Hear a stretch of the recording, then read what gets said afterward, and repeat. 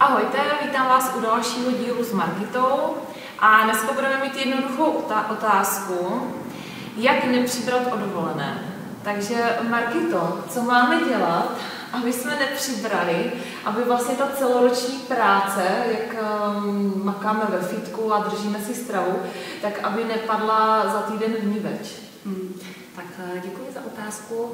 Ona ta odpověď je celkem jednoduchá. V podstatě pokračovat v tom, co děláme ten celý rok. To znamená, že pravidelně jíst a pravidelně se pohybovat. No a záleží, kam jdeme právě na dovolenou. No tak asi hodně lidí z nás jede do hotelu, kde je all inclusive a najednou tam máte všechny ty dobroty a je to tak zásadní, že můžeme teda třeba ten týden řešit. Bude to tak zásadní, když třeba fakt jako na sobě pracujeme celý rok, nebo si tam musíme držet i nějaký jakoby dietní program? Tak jestliže po celý ten zbytek roku opravdu držíme nějakou tu životosprávu a žijeme tedy zdravě, vyhovuje nám to, tak ten týden, až třeba přibereme nějaké to kilo, tak nás neohrozí v tom, že bychom to kilo zase celkem v krátké době nezhodili.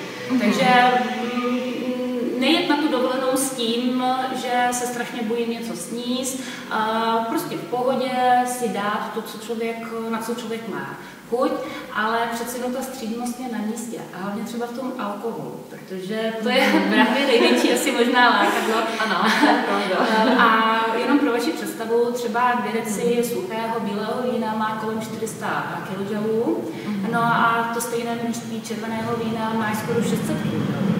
A my když přes celý den tady jako poměrně zdravě přestravujeme, dáme si na snídani něco málo z toho švédského stolu, pak nějakou malinkatou svačinku, kousek ovoce, na oběd si dáme zeleninový salát, abychom neřešili, pak kopeček zmrzliny, no a pak přijdeme na tu večeři s přáteli a tam si prostě to všechno naložíme, pojídáme a teď začneme popíjet, protože taková ta příjemná atmosféra letní noci. No a pak najednou večer, když si to spočítáme, tak můžeme třeba sníst i 3000 kJ. Což je hodně. A ten alkohol, ten obzavodňuje, to je jedna věc a on se začíná v našem trávicí ústrojí jako odbourávat první. Docela hodně se na to spotřebuje energie a pak už nezbývá na odbourávání třeba těch tuků a toho zbytku a to se ukládá. A to je, bych řekl, že asi možná největší prohřešek právě tady těch dovolených, třeba v těch hotelích. Takže, no a tak kdybychom si třeba dali jiný střih, protože zase je pravda, že tu letní dovolenou máme jednou za rok a takhle se omezovat je, myslím si, že zbytečné. Ale myslím si, že kdybychom si to trošku namixovali s vodou, s jemně třeba perlivou, což je hodně dobrý, šedý chlazený, tak to asi nebude až tak jakoby zásadní pro naše hnutí nebo tvarování. Co myslíte? Tak určitě, to jsem vám právě chtěla jako navrhnout jako takovou alternativu, protože i já ráda, když jsou ty teplé noci, tak si člověk dá něco dobrého, tak to víno ideální ten střih.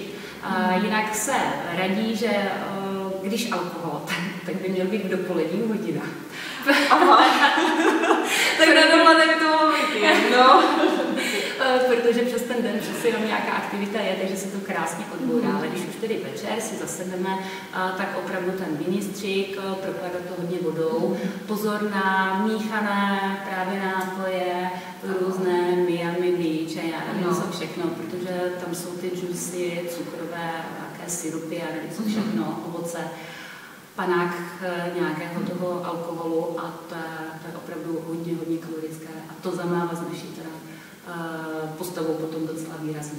Takže na to pozor. Ano, a to je právě teďka hodně jakoby moderní a vyhledávané drinky.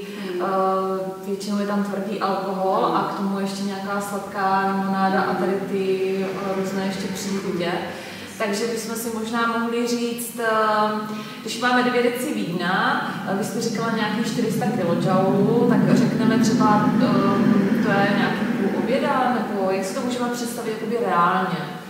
400 kJ. Co bychom tak snědli za 400 kJ? Tak pro takovou vaši představu to je 3/4 obyčejného rohlíku. 3/4 obyčejného rohlíku, to je dost. Bílého. A takový koktejl, tam je určitě jeden panák tvrdého alkoholu plus něco strašně sladkého, nějaká kola, fanta. Tak tak to může být dvojnásobek i hůř to může být. To znamená, že pak už to může být třeba opravdu i půlku oběda.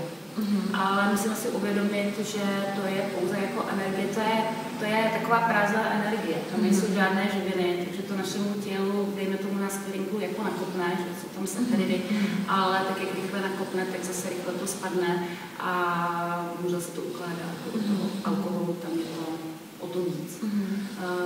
Takže místo tady takových nějakých těch drinků opravdu ten nejstřík, co jsme říkali, a k tomu si tedy, abychom nasadili jen tak na prázdno, tak nějaké prostě jako tu zeleninku a bílkoviny, takže radši zeleninku s masem, takže nejlépe zase kuřecí chutí, něco, co je nekalorického, nezrovna vepřové a ryba. Tak já vám pro dnešek strašně moc děkuju. Vy si užijte dovolenou, jeste dobře, hýbejte se a zase se uvidíme. Mějte se. Krásnou dovolenou. Nashledanou.